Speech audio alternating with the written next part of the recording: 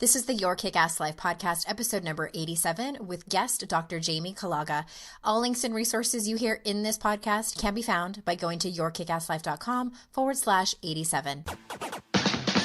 This is the Your Kick-Ass Life podcast with Andrea Owen, a no BS guide to self-help and badassery. Because ladies, let's face it, life's too short for it to not kick ass. And here's your host, the girl who serves it up straight with a side of crazy, Andrea Owen.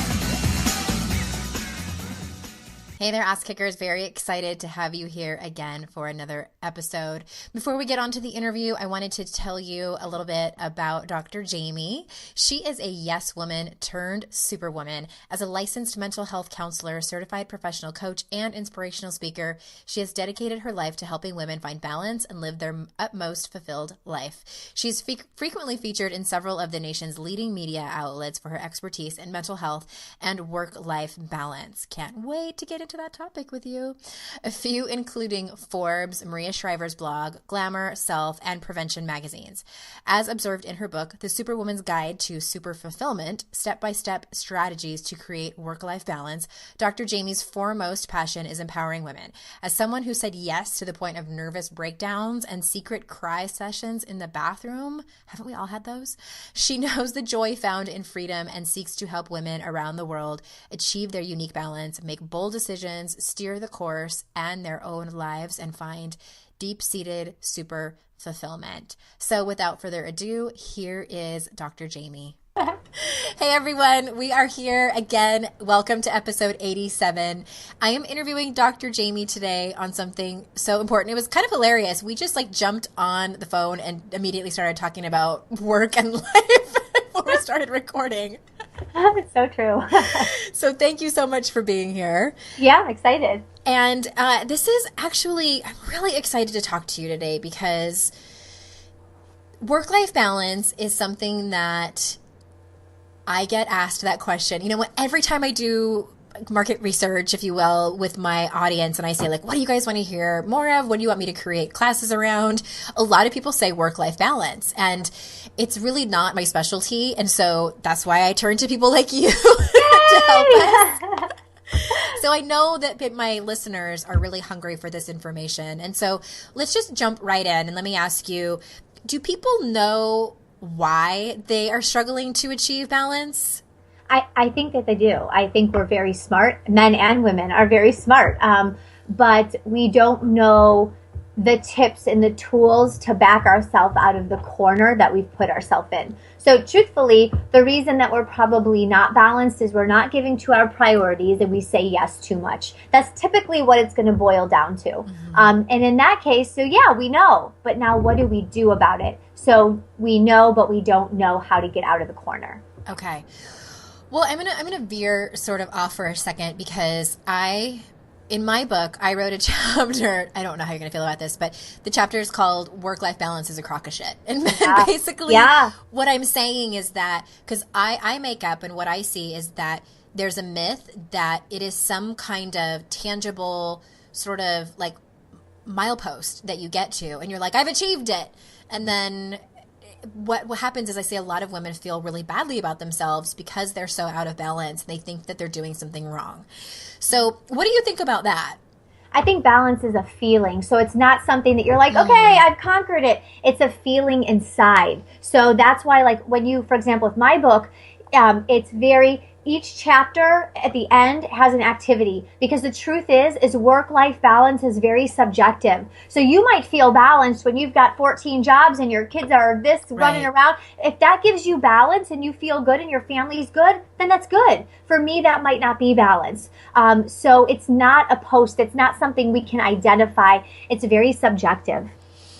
That's true. And I love that because I definitely, and that's what I also talk about, is that it looks different for everyone. It does. And I mean, you know as well as I do that we compare ourselves and our lives to other people and always feel like we don't measure up. And we're making up a lot of stories along the way about other people and how they're figuring it all out. I mean, I'm using air quotes over here. But that's Yeah, that's absolutely true. And that's one of the killers. In fact, this is early in the year, so to tie it even into goals, that's one of the killers of goals, of dreams, of running the balance in your life, is that you're not comparing it to your life. What we often are doing is we're comparing it to reality TV, we're comparing it to the Joneses, we're comparing it to our neighbor. And when you're right, celebrities, oh my gosh. And when you do that, you're looking at everything you don't have, everything you can't achieve, or you're not being realistic in stepping off your family or your goals on the right foot. You're basing it on someone else's life, and honestly, you only see the cover of their story. Boy, do they have a lot in the chapters that you haven't even read yet about them. Very true. Very true. And so you mentioned that saying yes too much is a big challenge of finding work-life balance, which I know a lot of my listeners can relate to that. Are there any other big challenges that you've identified in finding work-life balance?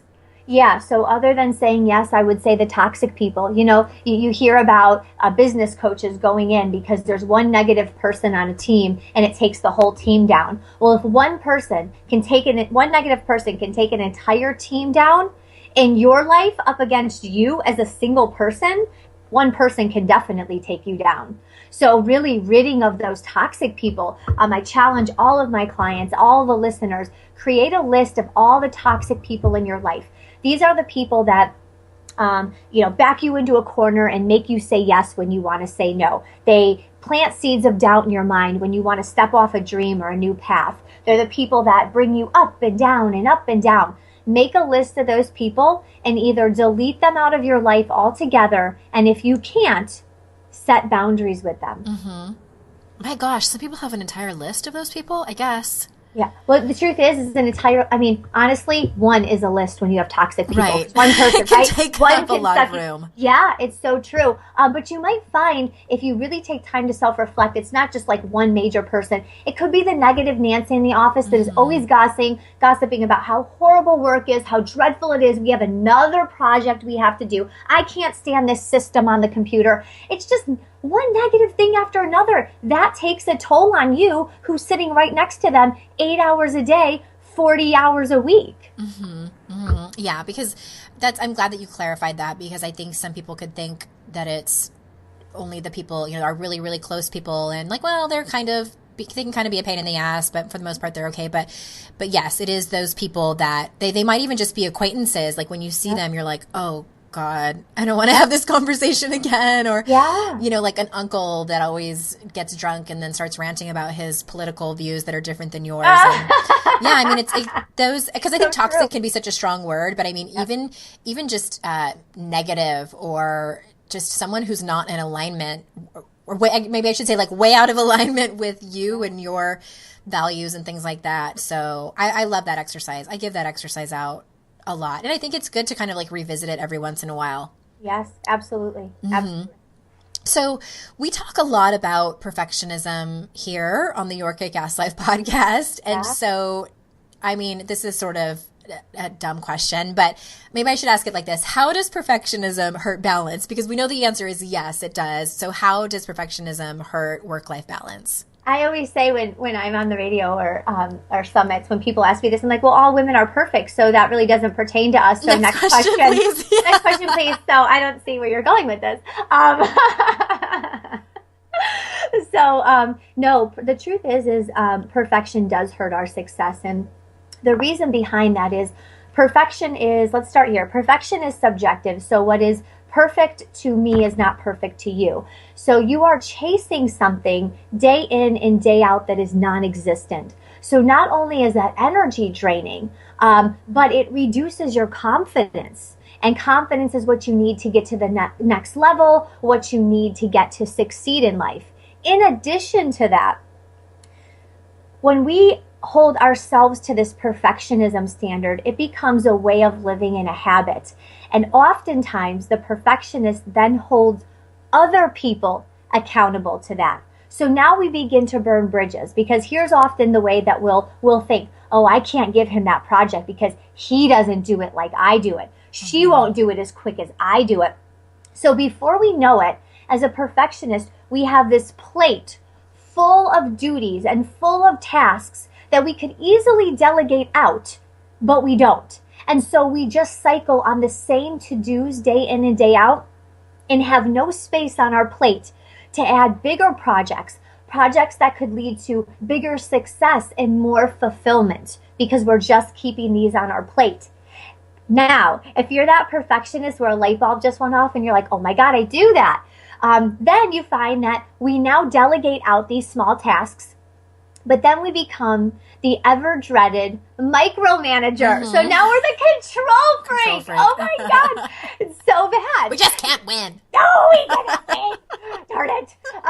So we do. And so now we hover over the person. How's it going? What you doing? How you doing it? Oh, let me give you my advice on this. Instead, we need to learn to delegate out and trust those around us, whether it's in your personal life or your professional life. You can set check-in dates, you can touch base here and there, but don't become that micromanager, because supports is truly what you need, and perfectionists are great. And I did this at once. I was great at thinking I could take on the world, and I burned the bridges with my support systems because they never felt worthy enough or good enough, or Jamie won't thank me, or Jamie will tell me I do it wrong anyway. So perfectionist really has an impact on your success negatively. Oh my gosh. You know what? You telling that story, I gotta tell on myself for a minute here.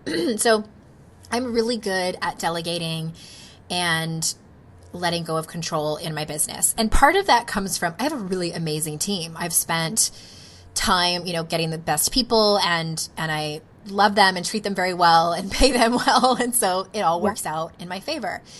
So, and then there's my family. Yes. Oh, yes. My husband. My poor husband. My husband's the sweetest. So a couple of years ago, I had this big come to Jesus with him, where I got to the point, and many of my listeners can relate to this, I'm sure. And Jamie, you can too. My best friend calls me the Owen family ops manager. I run this house, and I am very good at it. And it was Halloween a few years ago, and I was online buying the right Halloween costumes, and I don't know what my husband was doing. He was probably like tinkering around in the garage or like reading a magazine or something. And I was like, God damn it. Like, I'm done with this. So I sat down and I made a list of all of the things that I was responsible for in the house. And I made a list of all the things that he's responsible for in the house. He had 3 things on his list. I had 25. And that was just the things like from the top of my head that I wrote down in 10 minutes.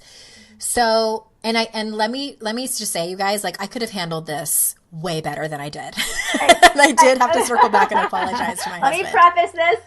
Oh, yeah. So I basically dropped a bomb and was like, this is what's happening. We need to figure something out. And he even said, as we're having the talk/argument, he's like, I will do it, Andrea. You need to tell me what it is, and you need to let me do it. And I'm looking at the list, and there was nothing on there I wanted to delegate.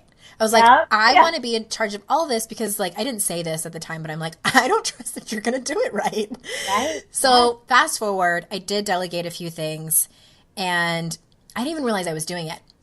And he one time snapped at me and he was like, I am so tired of your micromanaging. Like, you need to stop it. And so I got my ass chewed out. And he was absolutely right. I mean, that is so difficult, I think, in both work and at home, and maybe even in friendships. But I think a lot of partners and wives and even husbands can relate to having a really hard time letting someone else do a job that they know that they could do differently. I'm not saying better, differently. That's absolutely true, and that's actually something I write in the book about a husband going out to get eggs, and then he comes back and you open the eggs and 2 of them are broken. And then you're like, oh my God, didn't you open up the eggs and check them before you brought them home? Are you an idiot? Mm-hmm. You know, like really, it's not the end of the world. You're going to crack the egg anyway. But you know, let people learn. That's a small example, but allow them to feel safe to make a few mistakes to kind of learn, because once you allow them to learn, that's off of your plate. Mm-hmm. Then you can breathe, and maybe not even breathe to take on a bigger project, maybe just to breathe. So you can go to the gym, so you can take a nap. If you want to go lay in the hammock, if you want to try something new, like, you are allowed to have you time too. And, you know, some of us can't even fathom that right now, but it's necessary. And by delegating out and trusting people, you can get to that level where you have time to do for you. Mm-hmm. You know what else? I love that. And what else I have found that's really important in that whole lesson, and the reason I told that story is because also in the lesson of learning to delegate and trust and letting go, my listeners know that surrender is probably the hardest thing that I still struggle with. It's a one day at a time gig, but is also communicating with my husband. And, this could be at work too, is instead of flying off the handle when he comes home with 2 broken eggs, there is definitely a way to say, and I've learned to communicate. My best friend, Amy Smith, she's also a podcaster and life coach. Like, she's the queen of communication. And she taught me this. She's like, always start with kindness and like say, thank you so much for getting the eggs. And I'm so happy that you've taken on responsibility. Can you do this for me and just check them before, because sometimes they're broken and, like that has a way different impact. Totally. Than, didn't you check the eggs? Cause I've done that. I mean, even like laundry and like drying my daughter's sweater that has these little jewels on it. And I'm like, they fall off in the dryer. Yes. Don't dry it. Yep. Yeah. Yeah, there's definitely a kind way to make known what you need to be known, and instead of being an asshole. It's so true. And it's called the sandwich approach. So try to remember that, everyone who's listening. So you want to say something nice and then say what you need fixed and then close it with something nice. I've never heard that. What a great metaphor. Yeah. So it's a sandwich approach. And, one thing that's very important as we kind of bring in relationships here, there's a great painting activity that I play with my clients. And so you have this white piece of computer paper in front of you, and you've got 8 different colors on the side. And you dip the paint in each of the colors one at a time and make a blot on the white piece of paper based on something you said or did that was hurtful to your spouse or partner. So in your case, you might be like, okay, I'm going to dip it in the yellow, make a little blot. I yelled at him for the eggs. Okay. And then maybe, a red blot because really, really big, you're going to make this blot because you really cut him down and now he's like over it and he's screaming at you and you realize, wow, I am a micromanager and this person that he says I am. So you make a big blot. So at the end of the 8 colors, I give you a washcloth dipped in water, and I tell you, I want you to get my paper back to the color white. And so the client will look at me and, I can't do that. This is paint on white paper. And I just try. So they try, and then they try to hand me back the washcloth, and they say, you see, I can't do it. Well, try again. So I haven't tried. Obviously, now they're rolling their eyes. They're like, you're wasting my hour. Am I really paying you for this? and then I say, okay, keep trying. So then now they really try, and they try very, very hard. And then the point is, you can't do it. So when you say or do something to your spouse or partner that is hurtful, you have in some degree stained the relationship. So even though you're going to work to change, even though you said you're sorry a million times, you have stained it even a little bit, even if it's faded. So remember that when you're talking and interacting with someone that you love, that every interaction does make an imprint or a stain on that relationship. So retreat, rethink, and then react before just reacting in a situation with a partner or spouse. I think that even goes for coworkers too. Yeah, absolutely. Every relationship you have, you're making some type of stain or imprint on it. So, speaking of volatile conversations, let's talk a minute about emotions. So, do you think that our emotions and feelings can get us out of balance? Absolutely. Yes. Anger loves to do that. That's for sure. Anger can do that. Anxiety can do that, and sadness can do it. They're some of the strongest emotions that a human can have. Yeah, I'm always a big fan of feeling what you need to feel, and because I don't even know if they're out there. I'm sure there are, but there's some personal development people who are just like good vibes only, and just change your thoughts to happy ones. And I'm like, I don't know what planet y'all are living on, right? No, but sometimes life is hard. Life is hard. It is, and so while you should feel what you need to feel, allow yourself to grieve, allow yourself to be angry. I mean, that's just part of the human body. We've got to. It's in the way that you handle it during the emotion that matters. So while you might be angry, instead of hitting your spouse with a frying pan over the head or cutting them down, right? that's when you journal. That's when you go for a run. That's when you channel your energy into writing your book. Or, one of the things I talk about in the book is if you want to get the best revenge, if you have the most anger, channel it into something you love, because being successful is the best revenge. If you can program your mind to think that, you're going to take your anger, and instead of spending it on dwelling and ruminating and vengefulness, you're spending it on something that's actually going to take you forward in life and then ultimately give you those good vibes. Absolutely. Yeah. All right. So you also talk about the importance of prioritizing over the ability to simply just juggle more efficiently, which I think we're all kind of trying to do. So is that something that's especially difficult for a lot of people to accept? It is initially, again, with the activities here. I encourage everyone to make a list of all of the life roles that we do. So that is, mother or father, that's spouse, that's coworker, it's caregiver, taxi driver, tutor, yes. So you dog walker, family CPA. So you make a list of all these roles that you do, and then you circle the top 5. The catch is you have to be on the list, which no one has ever, in any workshop I've ever done yet, no woman has put me on the list. So I go ahead and write in the book on this activity, I put the word me for you on the first line, and then you'll come up with 4 more life roles that are the most important out of this list that you have, and typically women have 15 to 25. So you circle the top 5. These are the 5 that you give 100% dedicated time to. So I'll have people that say, are you kidding me? I have a million other things to do. This doesn't mean all you focus on are these 5 roles. What it means is that when you're in the moment with that role, you're giving 100% dedicated time. It's that in the moment time. It's the quality versus quantity. So while you don't have to spend 4 hours a day with your children, get on the floor for 25 or 30 minutes, read a book with them, play Thomas the Train, play Cars, whatever it might be. And then they're more accepting when you get up to walk away to go do what you need to do on your list. They're more accepting and you have less guilt. Same with date nights. Date nights, when you finally have a sitter, are not for, talking about how much you hate your job and the fact that, little Doug has F's in school right now. Leave the kids out of it. Talk about intimacy or, flirt a little bit. Talk about some of the good past or things you have to look forward to in the future.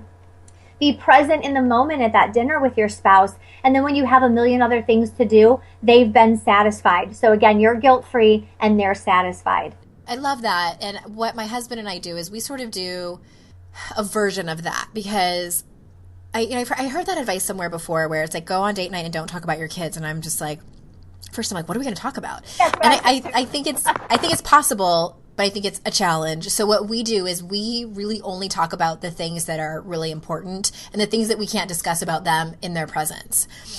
So we do that, and then we're on to other things, and we talk about work and future and plans for the house and stuff like that. So we make it work. Good. Couples need that. They need that time to just flirt and have some downtime and just be together to really satisfy both of each other. Absolutely. So speaking of family and loved ones, how does implementing these tips, how does that impact our family? Because I know it's probably a lot. It is. It makes us a lot stronger. I think it makes the family more productive too, because it's not about the quantity of time you're spending, it's the quality. So now you've got this strong bond, but you also have more time to do other things to get them done very productively. Multitasking can be very dangerous. So I think it makes the family bond stronger, and it makes the productivity within the family stronger as well. Yeah. And two, when you feel satisfied with your family and your family's more satisfied with you, you feel in balance, you have more time to be grateful and look at what you have, what you've created, and how happy you are with what you've created. Absolutely. Yeah. And since we're kind of like in the beginning of the year still, discuss your bucket list challenge and why you feel like the time is now to start crossing off things on your list to make you more happy. So I've created this new bucket list challenge. So if I asked you to create a bucket list, you would probably put, and I know that I would have back in the day, put like 400 different tropical islands that I want to go to. And then you throw the PhD on there. And then you're like, okay, yes, I'm going to do all this. The problem with that is that let's say you're planning a trip to Fiji with your spouse. We make so many sacrifices today for that trip that's 3 years down the road. So we stop date nights because we're saving money. We stop family nights. We are going to start working overtime. We become more stressed. We have less time together. And we sacrifice all these things that we would have today, all the bits of happiness today for this trip. So what I've decided is while you can have the PhD on there, while you can have a couple tropical islands on there, put things on your bucket list that you can do today, you could do this weekend, or you can do this month. So let's say you're saying, man, I've lived here for 10 years and I've never gone to that park. I'm going to go to that park and have a picnic. I really want to try horseback riding. I want to try paddleboarding. I've never done kayaking. Just these smaller things that could add bits of fulfillment and happiness to your life today. That's the new bucket list. So your tomorrow, you're 5 years down the road with that trip to Fiji, it's not promised to you. So while we can plan for those things, let's make sure that we're creating fulfillment and happiness today.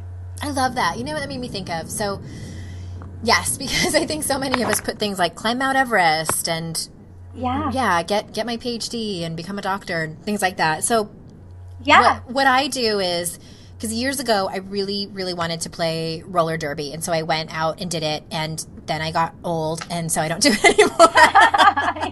Derby hurts.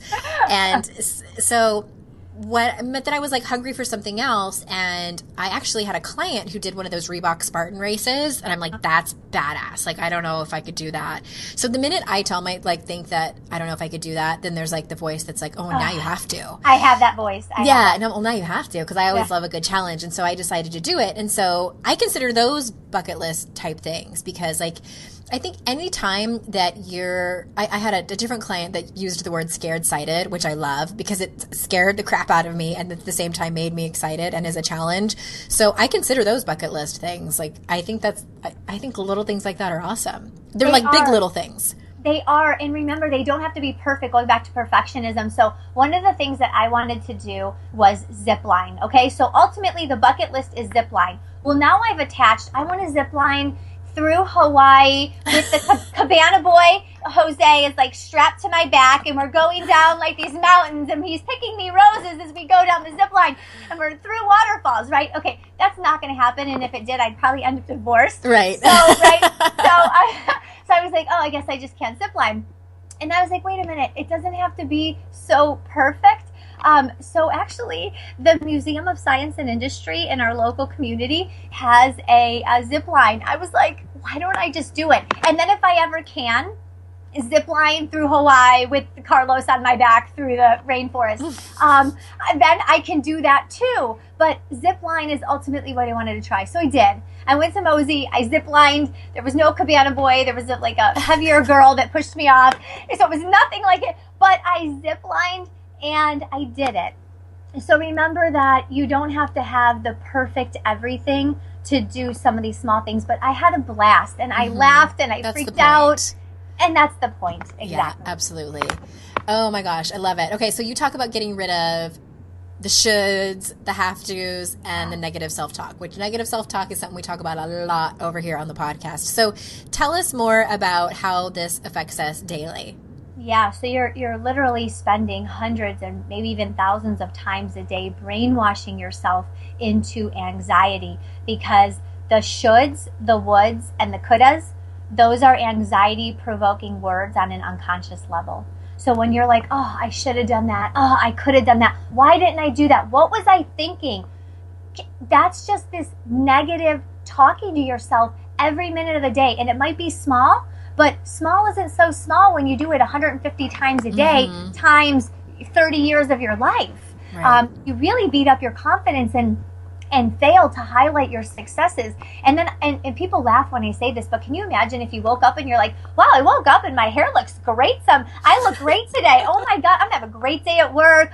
Darn, I did a good job on that. Oh my God, I took the right route to work. Go me. I mean, we never do that. We never talk so kind and have such self-compassion that we have no problem beating ourselves up. So there is no fix. If anyone tells you that there is a fix for self-talk, There's not. It's just starting small and starting to become aware. Wow, I did say that. I do talk down to myself. Becoming aware and then slowly changing the way you talk to yourself. And it's going to take a while. If it took 30, 40, 50 years to make you a certain way, it's going to take a while to retrain the way you think, and that's okay. Allow yourself that time. Mm-hmm. Yes, I agree with everything that you said. And so, I kind of challenge because I do think that you can't fix it. And what I like to say is that you can't eradicate it, because I think what happens is I get people who I talk to who are interested in my groups or coaching, and I ask them what their goals are, and they say, like, I want to stop the negative self-talk. And that's one of the first things I mention is, if you have a brain, you're gonna have some varying degree of negative self-talk. Yep. So what I like to tell people is exactly what you said. Is like, if you, I like to use like the analogy of the very messy kitchen. Like, if you walk into your kitchen and don't touch anything and the lights are all off, like, it just is a kitchen. Like, you don't know what's really happening. And so what I have people do is turn the lights on. And in this, like, the hardest and kind of like messiest part of what are you actually saying to yourself around the topic of your body? What are you actually saying to yourself when shit hits the fan with your kids, in your marriage, at work, and all of these like really hard instances? And then what I have people do is like, that awareness piece is like more than half the battle. Yeah. And then what I like to do is tell, and you know, if anyone's listening who's brand new to me or you know, because I talk about this all the time, is, and this might be a repeat for some people that have heard this a million times, is I love mantras. Mm-hmm. And what I tell myself when I hear myself under, you know, negative self-talk is, okay, well, that just happened. Yeah.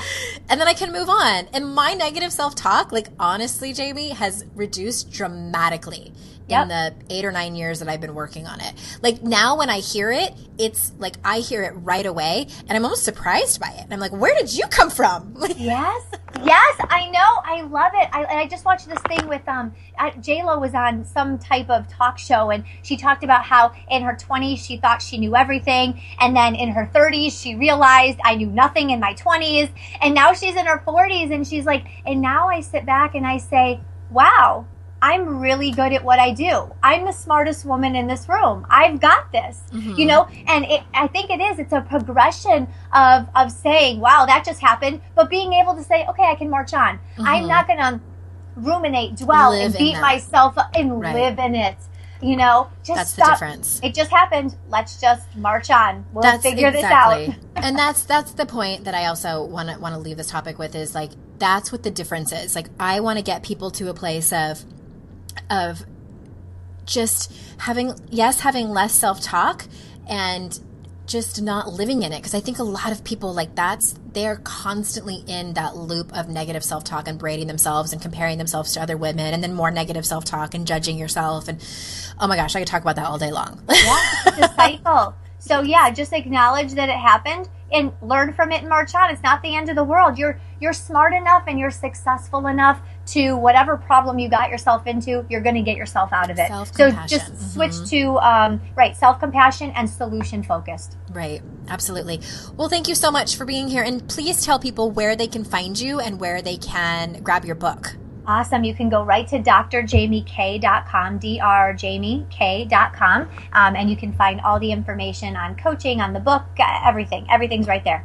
Awesome. Jamie, I wish you were my neighbor. We are soul sisters. I love it. I love it. I love it. I'm feeling the vibe. Yes. Thank you so much for being on the podcast today. And everyone, again, thank you so much for listening. I love that you're here. I appreciate it so much.